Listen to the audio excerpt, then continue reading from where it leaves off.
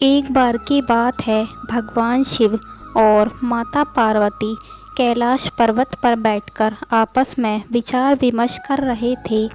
तभी एक कौवा वहाँ पर आया और वह बहुत दुखी होकर भगवान शिव से बोला, हे प्रभु, आपने मुझे ये कैसी योनि दी है। मैं इसमें जन्म लेकर बहुत दुखी हूँ। उसका ऐसा दुख भरा कथन सुनकर भगवान शिव उस कौवे से बोले कि इस योनि में तुम्हें क्या दिक्कत है। कौवा बोला, हे प्रभु, आप मेरे ये शरीर देख रहे हैं, यह बिल्कुल काला है और सभी लोग मुझे कौवा कौवा कहते हैं। यहाँ तक कि कोई भी व्यक्ति मेरी आवाज़ भी सुनना पसंद नहीं करता। कौवे की इतनी बात सुनकर माता पार्वती के मन में ममता का भाव उभर आया और वो भगवान शिव से बोली, यह कौवा कितना दुखी है, आप उसकी मदद कीजिए। माता पार्वती की बात सुनकर भगवान शिव कौवे से बोले कि तुम क्या चाहते हो। वह कौवा बोला, हे प्रभु, मुझे किसी और योनि में परिवर्तित कर दीजिए।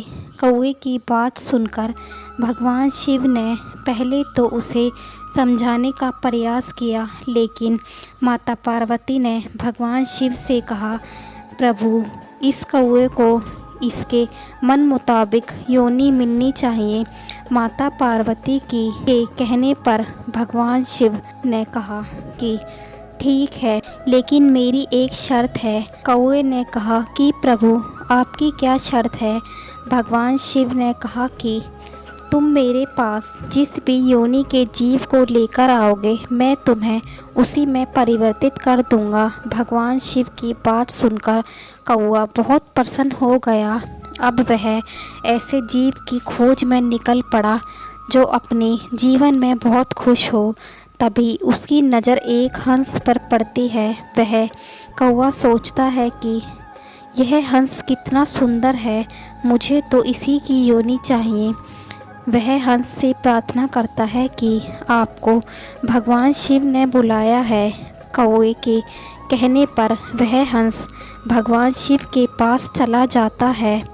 वह हंस भगवान शिव को प्रणाम करता है।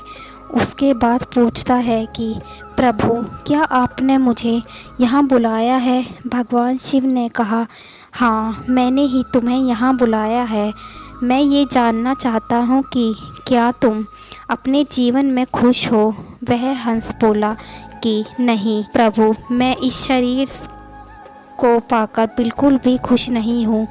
प्रभु, मेरा ये शरीर कितना कोमल है, लेकिन मुझे जिंदा रहने के लिए मोती अर्थात पत्थरों को खाना पड़ता है।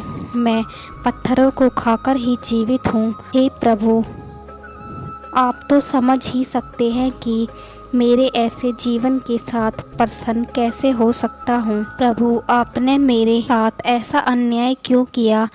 हंस की बात सुनकर भगवान शिव बोले, ये कौवा तो समझ रहा था कि तुम सबसे सुंदर हो और अपने जीवन में बहुत खुश हो। बोला, नहीं प्रभु, अपने जीवन में बिल्कुल भी खुश नहीं हूँ। भगवान शिव ने हंस से पूछा कि तुम्हें कौन सी योनि पसंद है। भगवान शिव के ऐसे पूछने पर हंस बोला, मुझे तो तोते की योनि बहुत पसंद दिखाई पड़ती है। वह जब चाहे जहाँ चाहे वहाँ घूमता है। उसका रंग कितना सुंदर है। ये फल, मेवा और मिष्ठान आदि चीज़ें खाता है। वह कितना प्रसन्न रहता है।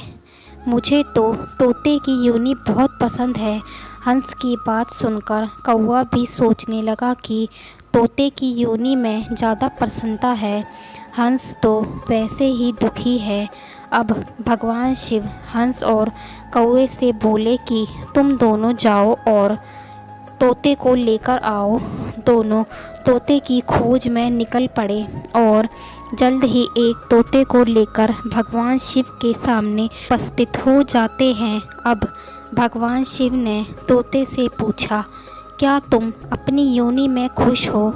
तो वह बोला, नहीं प्रभु, बिल्कुल भी नहीं। मुझे तो हमेशा कैद होने का खतरा बना रहता है। मैं कभी भी चैन से नहीं बैठ पाता हूँ, क्योंकि मुझे हर समय यह डर लगा रहता है कि कब मुझे कोई पकड़कर पिंजरे में बंद ना कर दे। तोते की यह बात सुनकर हंस और कौवा सोचने लगे कि तोता तो सही कह रहा है कि इसकी सुंदरता ही इसके लिए मुसीबत बनी हुई है। भगवान शिव ने उस तोते से पूछा कि यह बताओ कि तुम्हें कौन सी योनि में प्रसन्नता लगती है।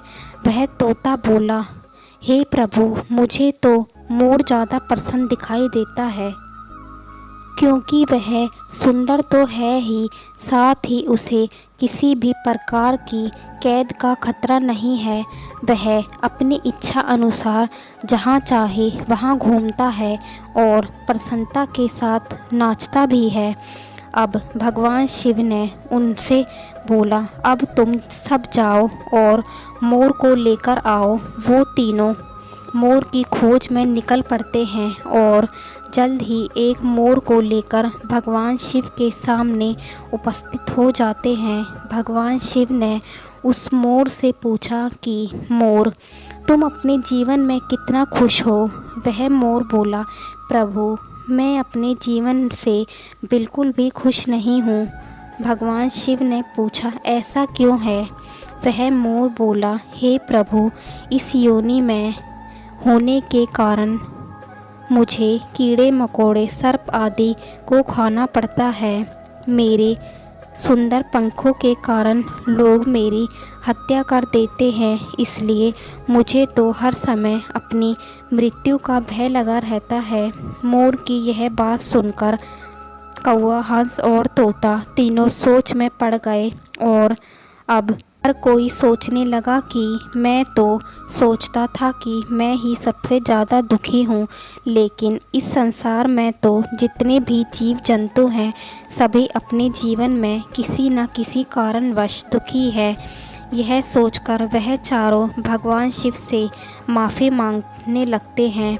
वह कहते हैं कि हे प्रभु, आप जो समझाने का प्रयास कर रहे थे हम वह समझ चुके हैं। अब हमें यह पता लग गया है कि संसार में प्रत्येक जीव का दुख उसकी सोच पर निर्भर करता है। हे प्रभु, आपने जो कुछ भी दिया वह उसकी आवश्यकता के अनुसार ही है, लेकिन जीव इस बात को समझ नहीं पाता और अपनी तुलना दूसरों से करके दुखी होता रहता है। इतना कहकर वो भगवान शिव से आज्ञा लेकर वहाँ से चले गए। भगवान शिव ने प्रत्येक व्यक्ति के अंदर कुछ न कुछ खूबियाँ और कमियाँ दी हैं। यह तो हर व्यक्ति की अपनी सोच पर निर्भर करता है कि वह अपने अंदर की खूबियों को देखकर अभिमान महसूस करता है या फिर अपनी कमियों को महसूस करके दुखी रहता है। जय हो भगवान शिव की। अगर आपको ये वीडियो पसंद आई है तो वीडियो को लाइक करें, साथ ही मेरे चैनल को सब्सक्राइब करें और कमेंट बॉक्स में ओम नमः शिवाय ज़रूर लिखें।